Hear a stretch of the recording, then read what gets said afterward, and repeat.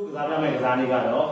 chest dumbbell fly ကစားနည်းပဲဖြစ်ပါတယ်ဒီ chest dumbbell fly ကစားနည်းကိုကစားတော့မယ်ဆိုရင်ကျွန်တော်တို့ဒီရေတန့်ဘူးပေါ့နော်အလေးလုံးရှိရင်ရေတန့်ဘူးနဲ့ကစားလို့ရတယ်အလေးလုံးတစ်လုံးကိုကင်ပြီးတော့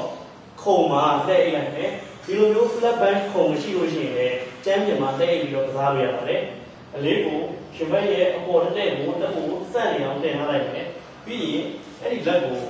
ဘေးကိုကားမယ်ပြီးရင်အလဲမှာပြန်လာစုအဲ့ဒီတိုင်းကစားရမှာဖြစ်ပါတယ်အလေးကိုရှင်ဘက်အပေါ်နေတဲ့မှာစုထားမယ်လက်ကိုဘေးကိုကားချမယ်